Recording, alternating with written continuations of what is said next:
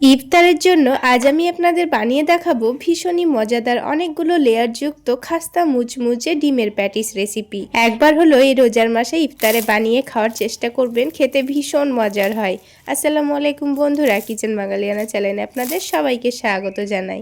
চলুন তাহলে কিভাবে এই ডিমের প্যাটিসগুলো বানিয়ে নিচ্ছি ঝটপট দেখে নিই। প্যাটিসগুলো বানানোর জন্য একটা মিক্সিং বোলের মধ্যে 2 কাপ পরিমাণ ময়দা নিয়ে নিচ্ছি।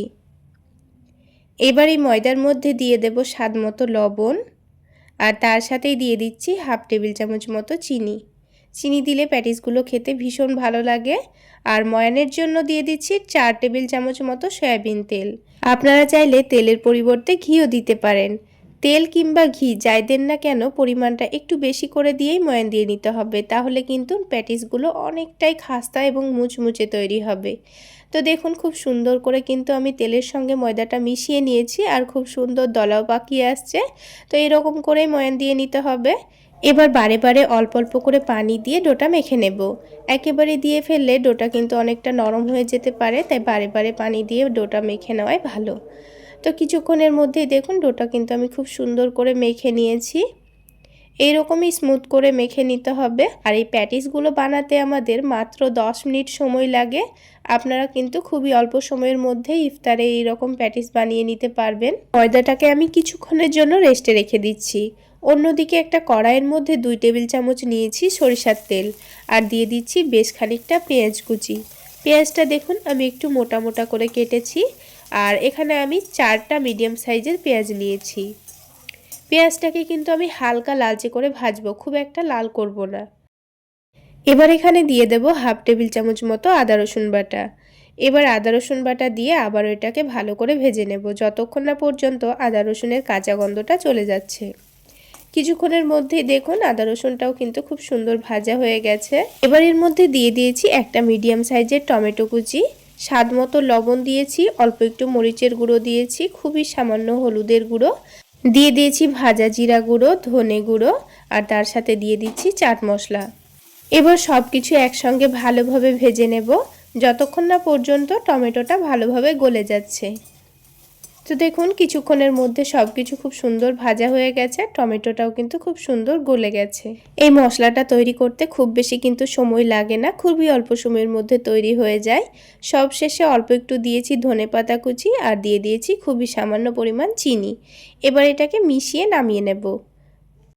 তো মশলাটা আমি তুলে নিয়েছি একটা ছড়ানো প্লেটের মধ্যে, তাহলে খুব তাড়াতাড়ি ঠান্ডা হয়ে যাবে।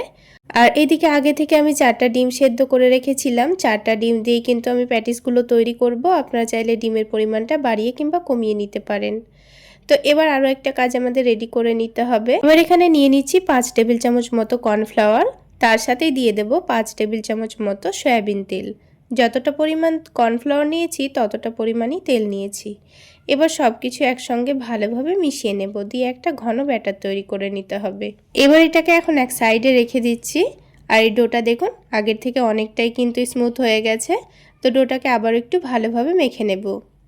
ডোটা মেখে নিয়ে আমি এটা থেকে কয়েকটা লেচি কেটে নেব। যেহেতু প্যাটিসগুলো একটু বড় বড় করেই তৈরি করব, তাই বড় বড় করে লেচিগুলো কেটে নিচ্ছি।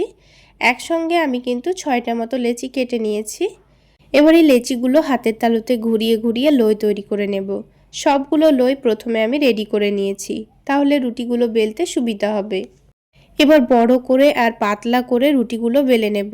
এই রুটিগুলো যত পাতলা করে বেলবেন লেয়ারগুলো কিন্তু ততটাই পাতলা তৈরি হবে। তো দেখুন আমি অনেকটা বড় আর অনেকটা পাতলা করে কিন্তু একটা রুটি বেলে নিয়েছি। সবগুলো রুটি কিন্তু আমার বেলা হয়ে গেছে। এবার কর্নফ্লাওয়ারের মিশ্রণটা প্রথমে অল্প করে একটু লাগিয়ে দিয়ে পুরো রুটির মধ্যে ভালোভাবে লাগিয়ে দিয়েছি। তো দেখুন রুটির মধ্যে কিন্তু খুব সুন্দর করে মিশ্রণটা লাগিয়ে দিয়েছি। এবার অল্প করে একটু ময়দা ছড়িয়ে দিচ্ছি। এবার এই রুটির ওপর আরও একটা রুটি রেখে দেব। ঠিক একইভাবে আবারও কর্নফ্লাওয়ারটা লাগিয়ে দিতে হবে, তারপর অল্প করে একটু ময়দা ছড়িয়ে দিতে হবে। এবার এর ওপর আরও একটা রুটি রেখে দিচ্ছি। ঠিক একইভাবে কিন্তু সবগুলো রুটি একটার পর একটা এভাবে করে রেখে দিতে হবে। তো সবগুলো রুটি আমার রেখে দেওয়া হয়ে গেছে। এবার ওপরে অল্প করে একটু ময়দা ছড়িয়ে দিয়েছি। তারপর রুটিটাকে পাতলা করে আর বড় করে বেলে নেব। তো রুটিটাকে আমি অনেকটা বড় করে বেলে নিয়েছি। এবার ওপরে আবার একটু কর্নফ্লাওয়ারের মিশ্রণটা লাগিয়ে দিচ্ছি। হাত দিয়ে একটু ভালোভাবে চারিদিকে লাগিয়ে দেব। যেন কোনো জায়গা ফাঁকা না থাকে। তারপরে অল্প করে একটু ময়দা ছড়িয়ে দিচ্ছি। এবার রুটিটাকে ভাঁজ করে নেব। তো ভাঁজ করে নেওয়া হয়ে গেলে আবার এর ওপর কর্নফ্লাওয়ারের মিশ্রণটা লাগিয়ে দিতে হবে ভালোভাবে, দিয়ে আবারও ময়দা ছড়িয়ে দিতে হবে। এবার এটাকে ঠিক একইভাবে আবারও ভাঁজ করে নেব। তো আমাদের 4টা ভাঁজ করে নেওয়া হয়ে গেছে। এবার এটাকে আবারও বেলে নিতে হবে। এবার প্রথমে যেরকম একটু মোটা রেখে বেলেছিলাম তার থেকেও কিন্তু পাতলা করে বেলে নেব। তো এটাকে আমি লম্বা করে বেলে নিয়েছি, আর দেখুন অনেকটা পাতলা করেই কিন্তু বেলেছি। এবার এই রুটিটার চারিদিকটা কেটে দিতে হবে, তাহলে লেয়ারগুলো কিন্তু খুব সুন্দর খুলবে। সাইডের অংশগুলোকে আপনারা বাদ না দিয়ে আপনারা চাইলে এগুলোকে কুচি কুচি করে কেটে তেলে একটু মুচমুচে করে ভেজে নিমকি বানিয়ে নিতে পারেন। তো আমি এগুলো দিয়ে নিমকি বানিয়ে নিয়েছি। এবার এটাকে দেখুন আমি আবারও পিস পিস করে কেটে নিচ্ছি। এই বড় রুটিটা কেটে আমাদের 8টা কিন্তু প্যাটিস তৈরি হয়ে যাবে। এবার প্রথমে আমি এই রুটিগুলো চারিদিকে অল্প অল্প করে পানি লাগিয়ে দেব, তাহলে প্যাটিসগুলো তৈরি করতে খুবই সহজ হবে। আর প্যাটিসগুলো তেলে ভাজার সময় কিন্তু খুলে খুলে যাবে না। তো এইভাবে করে পানি লাগিয়ে দিতে হবে। এবার যে মশলাটা বানিয়েছিলাম সবগুলো রুটির পিসের উপর অল্প অল্প করে দিয়ে দিচ্ছি। এই মশলাটার জন্যই কিন্তু ডিমের প্যাটিসগুলো খেতে ভীষণ ভালো লাগবে। তো সবগুলো রুটির উপর দেওয়া হয়ে গেছে। এবার যে ডিমগুলো আমি সেদ্ধ করে রেখেছিলাম ডিমগুলোকে মধ্যে থেকে কেটে নিচ্ছি, দিয়ে এইভাবে করে এই মশলার উপরটা রেখে দেব। আপনারা চাইলে ডিমটাকে 4 ভাগ করেও কিন্তু দিতে পারেন। তো আমি এখানে ডিমটাকে 2 ভাগ করে দিয়ে দিচ্ছি। এবার এই রুটিটাকে এইভাবে একটু ভাঁজ করে দিয়ে চেপে দিতে হবে, তাহলেই কিন্তু খুব সুন্দরভাবে এটা সেটে যাবে, যেহেতু আগে আমি পানি লাগিয়ে রেখেছি। আর এটা লক্ষ্য রেখে চাপতে হবে, কারণ সাইডটা যদি আপনি একটু ভালোভাবে চেপে দেন দেখবেন লেয়ারগুলো আর খুলবে না, তাই একটু ভেতর থেকে চেপে দিতে হবে। সবগুলো প্যাটিস আমি তৈরি করে নিয়েছি। এবার প্রথমে আমি 2টো প্যাটিস ভেজে নেব। তো তেলটাকে আমি হালকা গরম করেছি, অতিরিক্ত গরম তেলে কিন্তু প্যাটিস ভাজা যাবে না। অতিরিক্ত গরম তেলে ভাজলে উপরে কালার চলে আসবে, লেয়ারগুলো কিন্তু খুব সুন্দর খুলবে না, সেই সাথে প্যাটিসগুলোও কিন্তু মুচমুচে তৈরি হবে না। তো এগুলোকে মিডিয়াম আঁচে একটু সময় নিয়ে ভেজে নিতে হবে। তো দেখুন একদিকে হালকা কালার এসছে, এবার আমি এটাকে উল্টে দিচ্ছি। আর ধীরে ধীরে ভাজতে ভাজতে দেখবেন খুব সুন্দর কিন্তু এগুলোর প্যাটিসগুলোর লেয়ারগুলো খুলে আসবে। আর দেখুন কত সুন্দর একটা কালার চলে এসছে।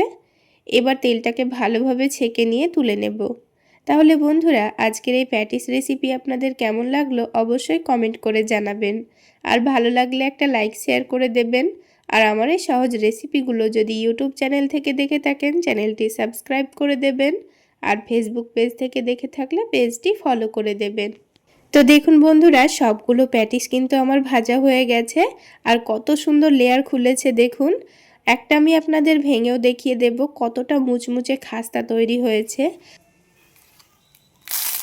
তো দেখুন বন্ধুরা কতটা মুচমুচে তৈরি হয়েছে, আর এর মধ্যে যে মশলাটা আমি বানিয়ে দিয়েছি সেই জন্য প্যাটিসটা খেতে কিন্তু দুর্দান্ত হয়েছিল। তাহলে বন্ধুরা আজকে এই পর্যন্তই। সকলে অনেক বেশি ভালো থাকবেন, সুস্থ থাকবেন।